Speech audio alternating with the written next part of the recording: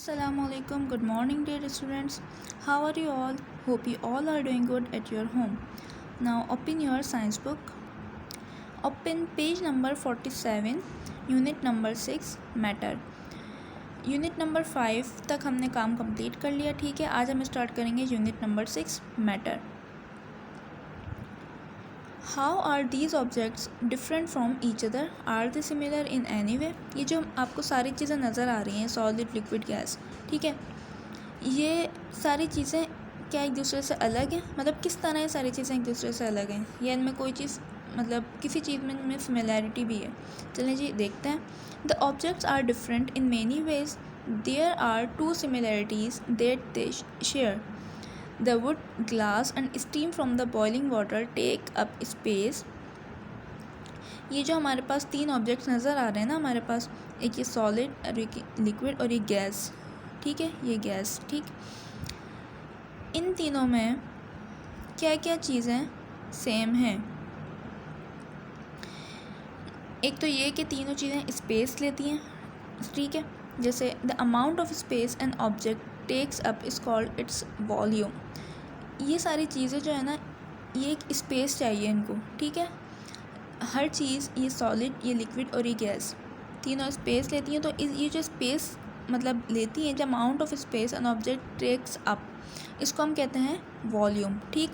Some objects like a needle take up less space, some like a table take up more space. जैसे सुई है हमारे पास, एक needle होती है, वो छोटी सी जगह में आ जाती है, मतलब बहुत ही कम जगह वो घेर रही होती है, ठीक. और एक टेबल है हमारे पास, वो ज़्यादा जगह चाहिए उसको, ठीक है. तो इसी तरह स्पेस दोनों चीज़ें लेती हैं, लेकिन कोई चीज़ें कम लेती हैं और कोई चीज़ें ज़्यादा लेती हैं. Another similarity is that they have mass. This is the amount of material contained in an object. दूसरी जो चीज़ है वो है कि इन तीनों में मास होता है. मास क्या होता है?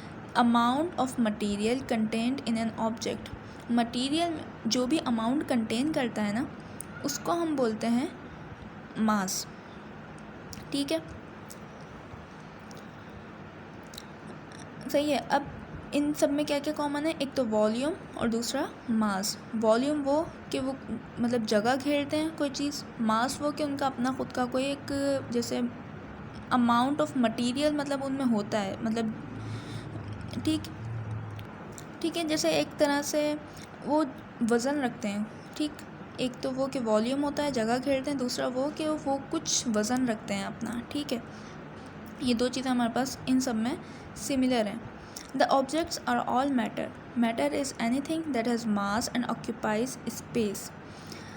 जो भी हमारे पास चीज़ें होती हैं, कुछ भी उठा लें आप, वो हमारे पास मैटर होता है. मैटर क्या होता है? मैटर वो होता है कि वो कोई भी चीज़ जो मास भी रखती हो और वॉल्यूम भी हो उसका कुछ, ठीक, उसको हम बोलते हैं matter. Matter is anything that has mass and occupies space. Matter वो होता है कि जिसके पास मास भी हो और वो स्पेस भी ऑक्यूपाई करे, ठीक. Look around your classroom, how many things can be called matter. अपनी क्लासरूम में इर्द गिर्द देखें. क्लासरूम तो नहीं, आप लोग घर पर हैं तो घर पे आप अपने इर्द गिर्द देखें कि क्या क्या चीज़ मतलब मैटर है, किस किस चीज़ को हम मैटर कह सकते हैं. Can you identify anything which is not matter? क्या आप लोग कुछ इस तरह का आइडेंटिफाई कर सकते हैं जिसको हम मैटर ना कह सकें? अब हमारे पास आता है states of matter. Matter exist in 3 different forms. Each form is called a state of matter. To learn more about 3 states of matter, let us perform this activity. हमारे पास यहाँ एक एक्टिविटी है जिसमें हमें चाहिए a glass of water, empty jug, rectangular container, block of wood, an air pump, a deflated tyre, ठीक. अब यहाँ मेथड क्या है इस एक्टिविटी को परफॉर्म करने का? Arrange all the materials as shown in the illustration. ये जिस तरह हमें ये सिचुएशन ए, बी और सी गिवन है, इस तरह हमें सारे मटेरियल को अरेंज कर लेना है, ठीक. Second part, situation A has a glass of water. Draw the shape water takes in the glass. जैसे हमारे पास एक ग्लास है, ठीक है, इसमें हमारे पास है पानी. अब ये आप लोग ड्रॉ कर लें कि पानी ने ग्लास के अंदर कौन सी शेप ली, ठीक है. पानी जो है वो ग्लास के अंदर किस शेप में आ रहा है, ठीक. उसके बाद है pour the water from the glass into jug, note the shape of water takes now. अब जो गिलास मतलब गिलास में पानी था उसको आप कर दें जग में ट्रांसफ़र, ठीक है। जग में हम उसको डालेंगे, फिर आप देखें कि अब वो पानी जग में जाने के बाद किस शेप का हो गया। Now pour the water from the glass into a rectangular container.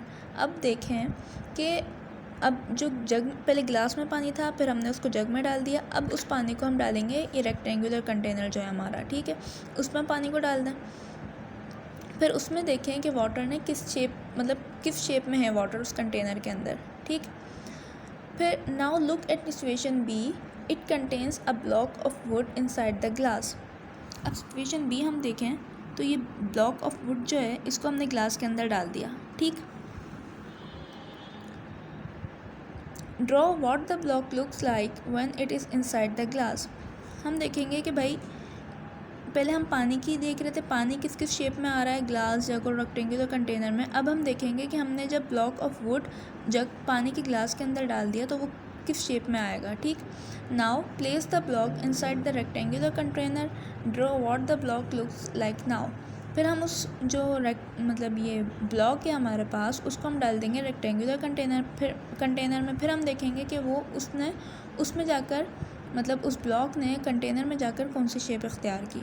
Now look at situation C, it shows a deflated tube. The second picture shows the air pump pumping air into the tube.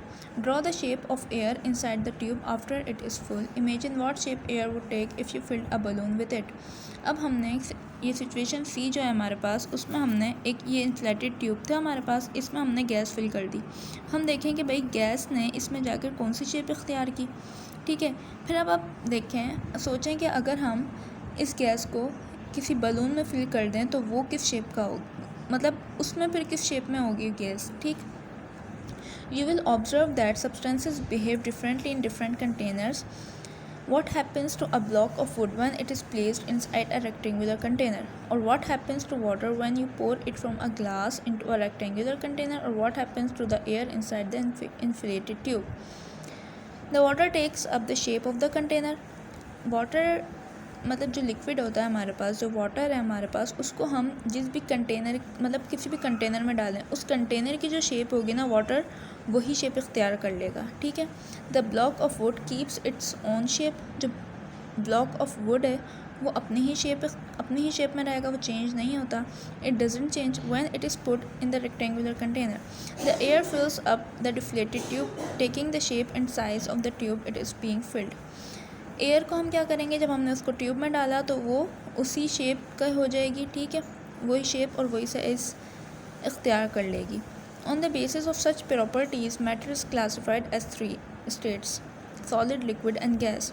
Solid, liquid और gas में matter को classify कर दिया गया है, ठीक है। अब इसकी ये सॉलिड, लिक्विड, गैस ये हम पढ़ेंगे इंशाल्लाह नेक्स्ट लेक्चर में, ठीक है। ओके स्टूडेंट्स, अल्लाह हाफिज़।